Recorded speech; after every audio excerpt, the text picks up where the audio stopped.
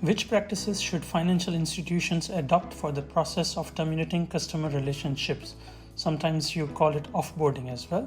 Choose 3 out of 5 options.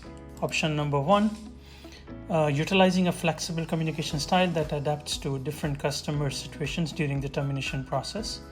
Option B, implementing a standardized procedure for customer termination that includes risk assessment and necessary documentation.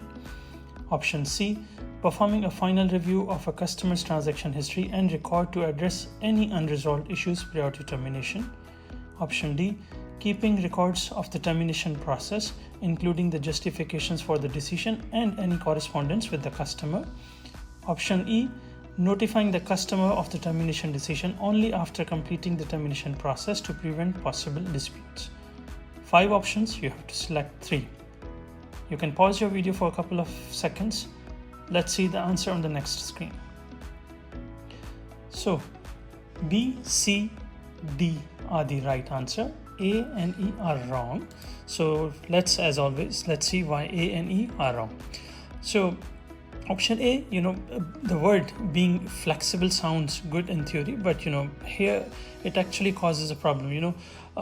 You really want consistency, treating every customer the same way. You cannot have different case by case situation. You open the door to unfair or inconsistent treatment. So as a financial institution, you cannot do this. You have to have your standard set of processes that you follow every time, not just case to case basis kind of a thing. Option E is also wrong.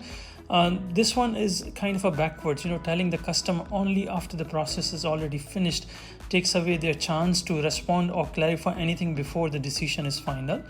The right approach is being transparent during the process, not after it is done. Now let's look at why option B is correct. So you cannot handle every termination differently.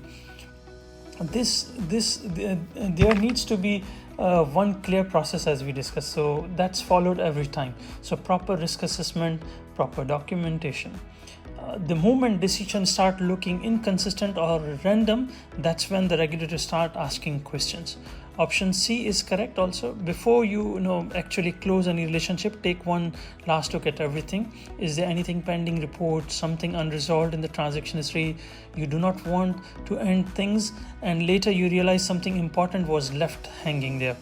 Okay, so option then D is also correct. If someone ever asks why this relationship was ended, a regulator, auditor, external, internal, whosoever, you need to be able to show your reasoning and any communication that happened along the way. Without records, you have nothing to point back to. So always, you have to record retention.